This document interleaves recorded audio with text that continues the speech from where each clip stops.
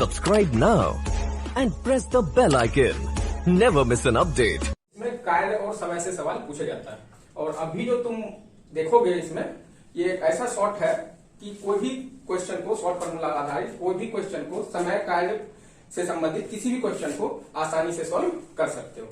तो इसमें फॉर्मूला क्या होता है, m1 into d1 into h1 bye w, और इधर होता है m2 into d2 into h2 bye w। इसके आधार पे अब हम कैसे बनाते हैं उसको देखना है। देखो m1 मतलब होता है कितना आदमी पहले काम कर रहा है। m1 मीन्स मेन पावर, पहले से कितना आदमी काम कर रहा है। उसके बाद आता है d1 का मतलब होता है पहले कितना व्यक्ति काम किया, उसके बाद आता है h1 मीन्स होता है कि पहले कितना घंटा लोग काम किया, जो पहले वाले लोग काम को कंप्लीट किए उन्होंने कितना घंटा काम किया। उसके बाद आता है m2 d2 h2। m2 मतलब कि जो बाद में काम करेंगे, अब जो काम करेंगे वो कितने व्यक्ति काम करेंगे। d2 मतलब वह कितने दिन काम करेंगे, और h2 मतलब हुआ कितने आवर काम करेंगे, कितने घंटा काम करेंगे।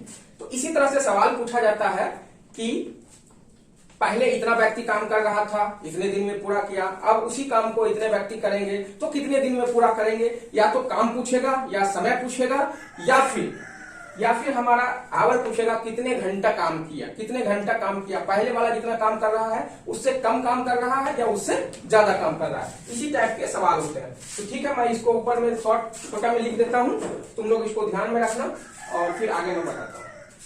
कंडीशन में वर्क को हमें बराबर होना है। दोनों कंडीशन में क्या होगा, वर्क जो है सो बराबर होगा, चाहे पहले जितना भी व्यक्ति काम कर रहा हो, बाद में कितना भी व्यक्ति काम करो।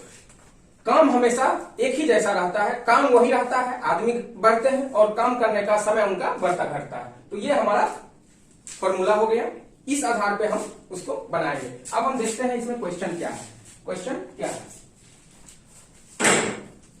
इस कार्य को 10 दिन में पूरा करने के लिए कितने व्यक्ति की आवश्यकता होगी। अब हमको यहाँ देखना क्या है कि पहले जो काम कर रहा था m1, पहले कितना व्यक्ति काम कर रहा था, 8 व्यक्ति काम कर रहा था।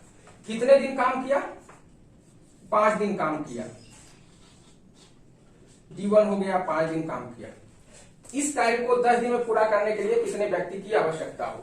अब इसमें एक चीज नहीं दिया हुआ है कि दोनों में कितने घंटे रोज काम किया, वो नहीं दिया हुआ है। तो यानी कि इसमें घंटा दोनों में बराबर काम कर रहा है, जितना पहले किया उतना ही घंटा बाद में करना है। तो पहले कितना देर में वर्क पूरा होता था, तो m1 इंटू d1, तो m1 हो गया 8 into 5 by w by work. और उसके बाद क्या हुआ, उसके बाद हमको कह रहा है कि 10 दिन में पूरा करने के लिए कितने व्यक्ति की आवश्यकता होगी। अब हमको m2 पूछ रहा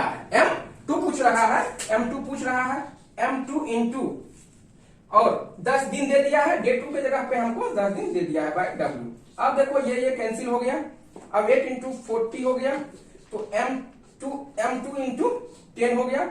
अब हम क्रॉस मल्टीप्लाई कर देंगे तो हमको m2 बराबर क्या हो जाएगा, 40 बाय 10 बराबर 4 डेज।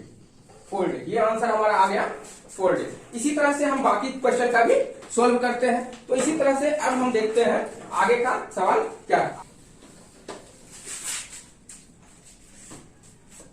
कार्य और समय में हमेशा 3 ही चीज पूछा जाता है और 3 ही चीज दिया हुआ रहता है। पहले कितने व्यक्ति काम कर रहे थे, कितने घंटे काम कर रहे थे और कितने दिन काम किए।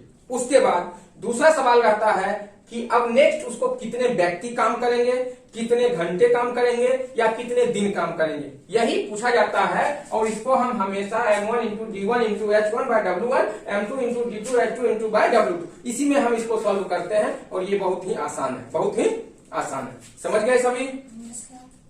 तो m1 का मतलब होता है पहले कितना लोग काम कर रहे थे, d1 का मतलब हुआ पहले कितने दिन काम किए, और h1 का मतलब हुआ पहले कितने घंटे काम किए। उसके बाद हम उसके इक्वल में, दोनों इक्वल होता है कि बाद में कितने व्यक्ति काम किए, कितने घंटे काम किए और कितने दिन काम किए। ये दोनों को हम इक्वल कर देंगे। हमको जो भी निकालना होगा हम उसको निकाल लेंगे। M1 निकालना होगा, D1 निकालना होगा, H1 निकालना होगा या M2 D2 H2 कोई भी निकालना होगा। जो भी निकालना होगा हम उसको निकाल लेंगे आसानी से।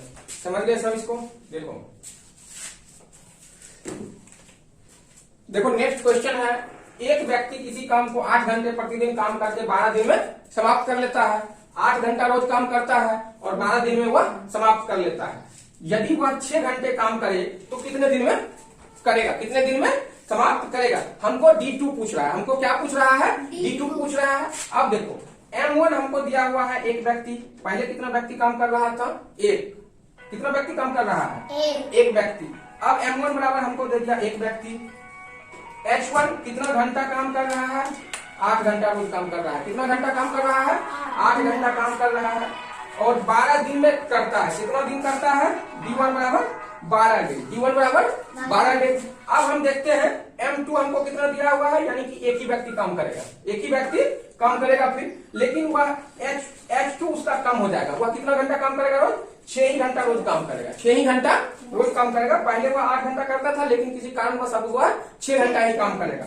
तो हमको यहाँ निकालना क्या है? D2 कितना देर में पूरा करेगा। तो अब इसको हम फॉर्मूला पे ला देंगे। हमको ये समझ लेना है कि M1 D1 और H1 कौन सा है, M2 D2 H2 क्या है। जैसे M1 H1 और D1 हमको मालूम होगा, वैसे हम M2 D2 और H2 निकाल लेंगे। तो अब हम देखते हैं M1 बराबर है 1 मेन कितने आवर 8 कितने डेज 12 बाय W इक्वल एक व्यक्ति 6 घंटे और हमको D2 निकालना है बटा W। अब ये W कैंसिल हो गया तो फिर आ गया 1 इंटू 8 इंटू 12 96 आ गया और इधर तुम्हारा आ गया 6 D2। अब हम D2 बराबर निकालेंगे तो 96 ये 6 डिवाइड हो जाएगा। क्रॉस मल्टीप्लाई सबको समझा चुका हूं कि जैसे हम इसको साइड चेंज करेंगे तो जो मल्टीप्लाई है वो डिवाइड हो जाता है। मल्टीप्लाई जो है क्या है? डिवाइड हो जाता है। तो D2 में ये डिवाइड हो जाएगा तो 16 डेज आंसर आ जाएगा हमारा। क्या आंसर आ जाएगा? 16 डेज। समझ गया? आसान है। तो M2 D2 और H2 कोई भी निकालना हो तो हम कैसे निकाल लेंगे? इसी तरह से निकालेंगे। हमको कुछ नहीं याद करना है, हम सिर्फ इसको इक्वल कर देंगे। M1 D1 H1 M2 D2 H2।